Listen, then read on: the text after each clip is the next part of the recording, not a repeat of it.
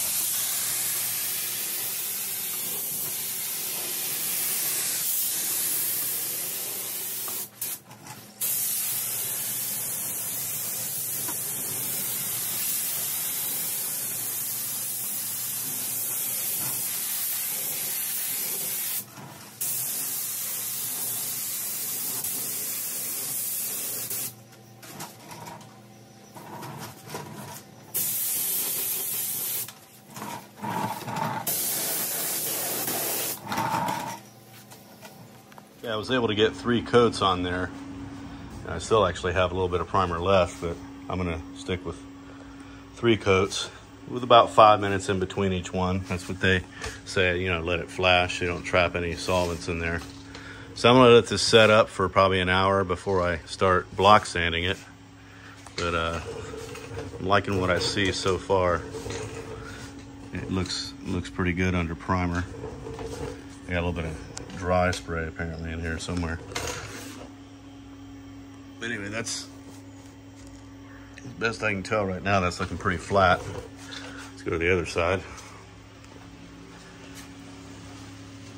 Of course, it was on this side that I filled in the original holes there for a YJ fender flare. And you can see, like yesterday, I drilled those holes for the CJ. And it turned out pretty good. It doesn't look like you can see at all where those holes were, so that's a good thing. Nice and flat. This is looking flat down through there. And right here, that problem area.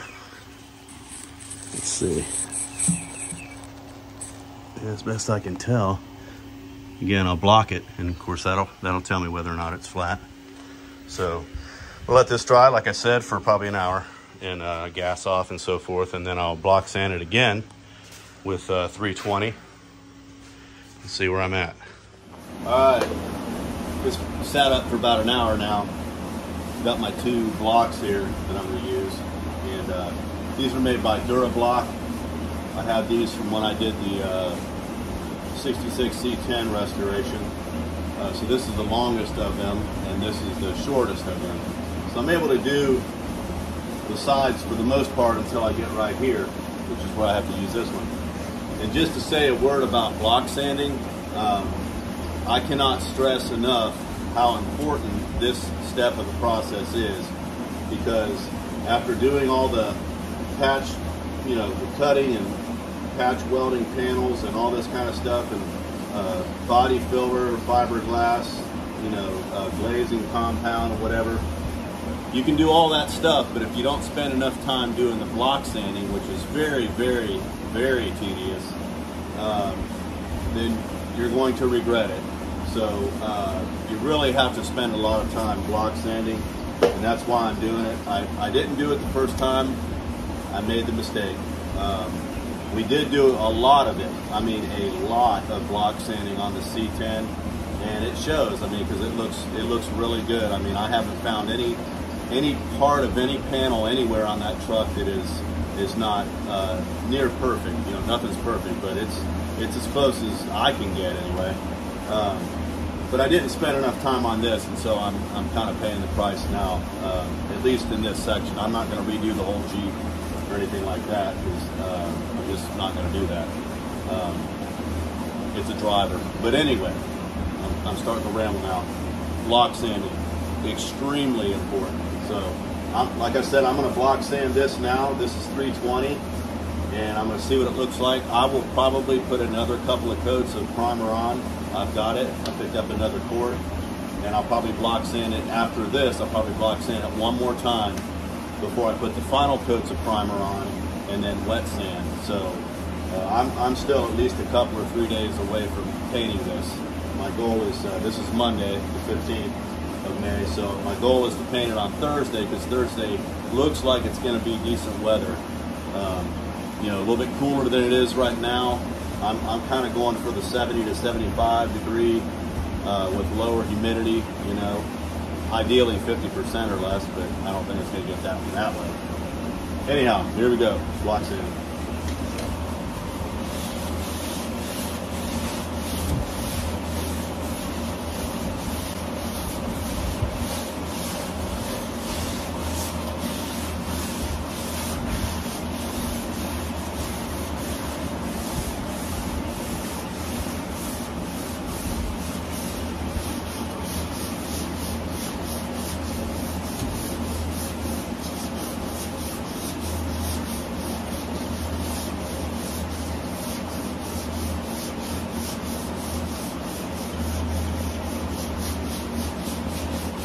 Also, I'm just pushing down very lightly just to kind of hold it against the panel.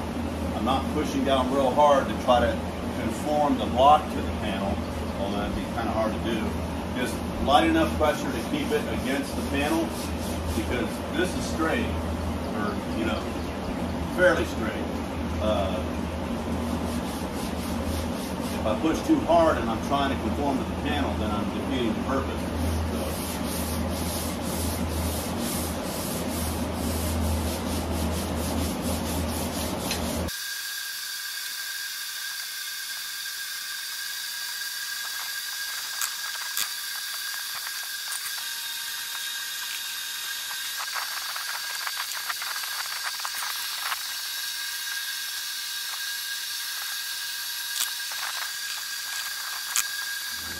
Okay, so a couple observations.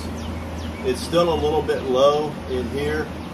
You saw when I switched from the long block, I had kind of I showed this kind of a smiley face thing here, where there was still darker gray showing. Once I came in with this block here,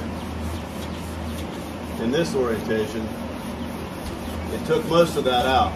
So I'm still left with a little bit of a, you know, some darker gray here, a little bit right in there.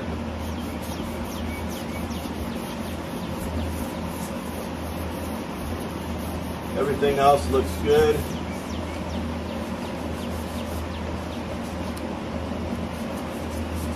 I feel a little bit low right in here. Again, it's a little bit low along the door sill right here, but that's not really going to matter. That's kind of the natural curvature of the panel, I believe.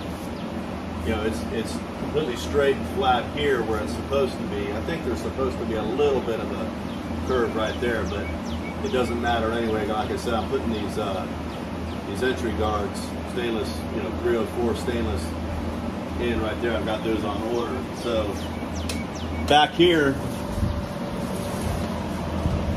same kind of thing.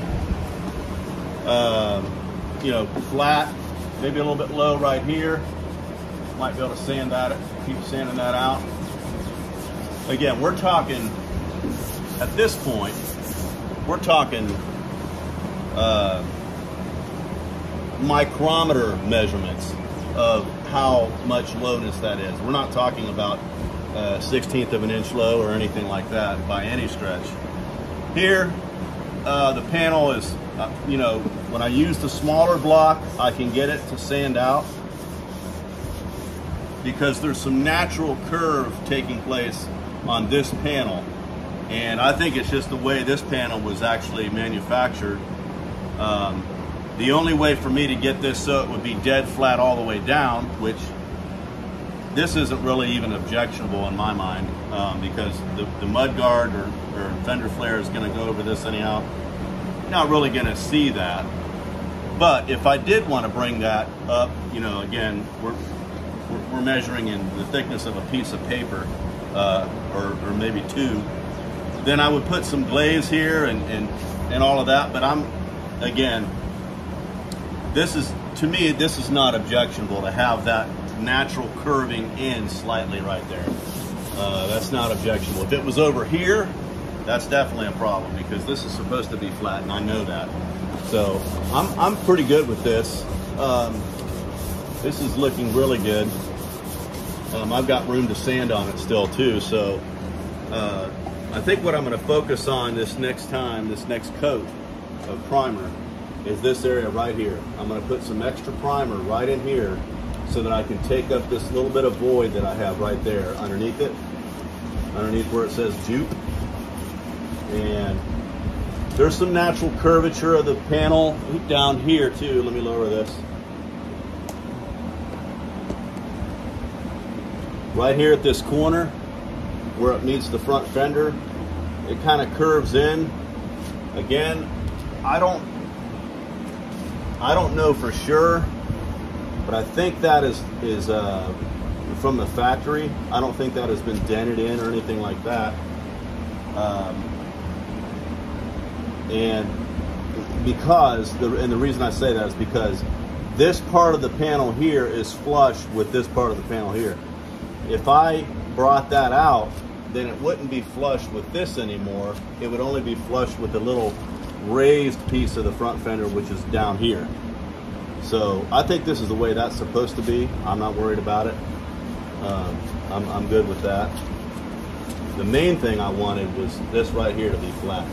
And I think I'm about there. So I'm gonna go do the other side and then we'll be back.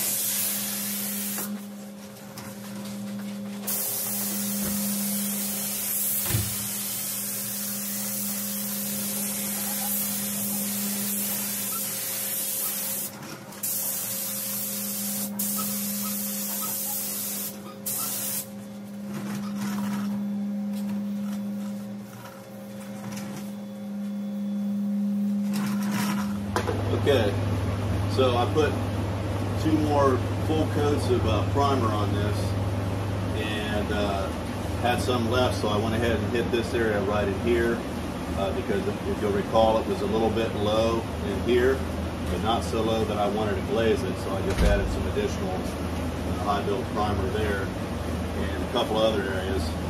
This time, I'm going to block sand with, I'm going to add in a medium-sized block here, and I'm starting with 180 grit.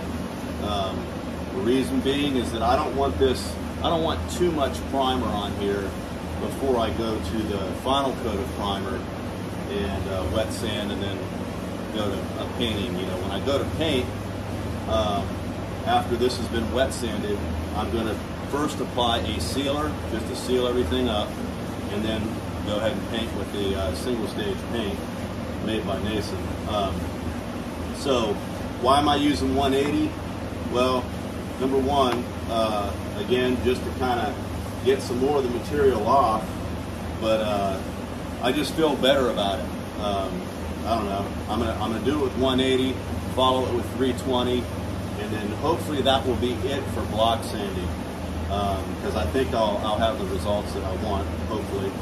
And then tomorrow I will put on the final couple of coats of this same primer, and I'll probably do a light blocking with 320, and then wet sand with a 400. And that should be ready to go then at that point. So enough rambling, here I go.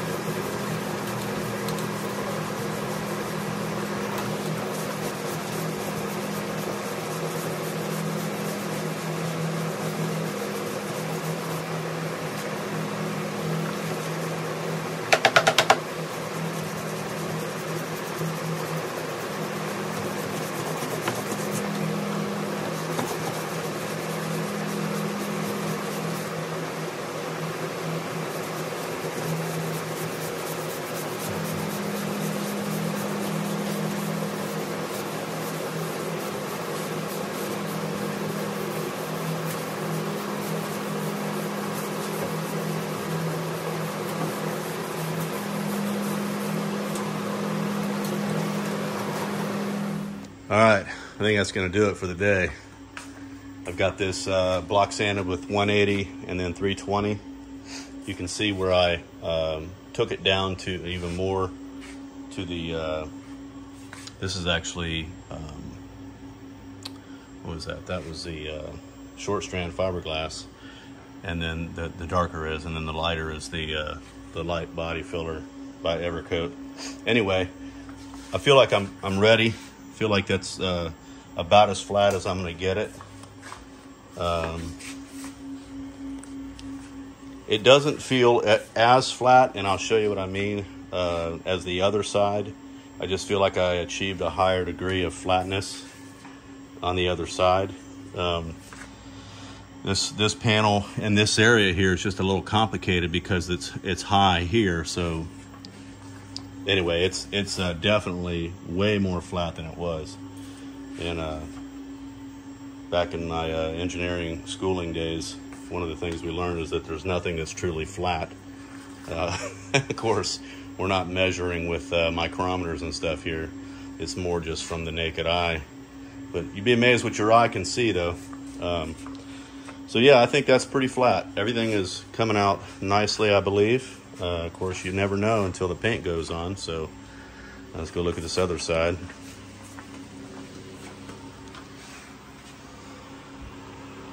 Everything's looking pretty good.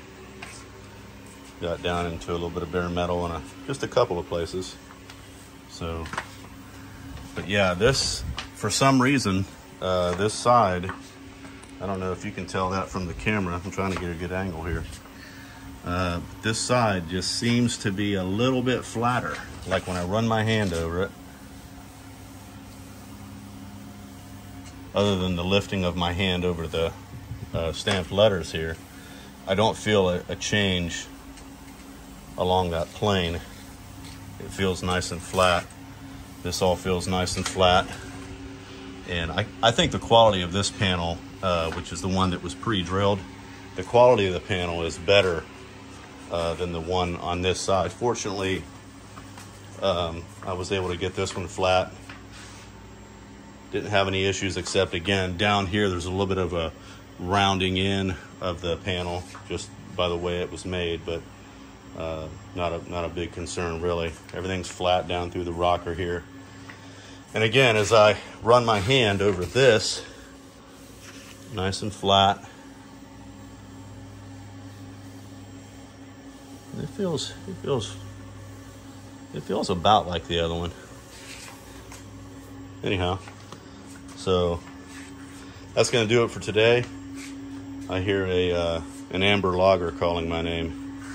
For those that don't know, I brew my own beer, and I usually do IPAs, but I've got an amber lager that I've done, so I hear it calling my name, so I'm going to sign off. Catch you guys next time. Thanks for watching.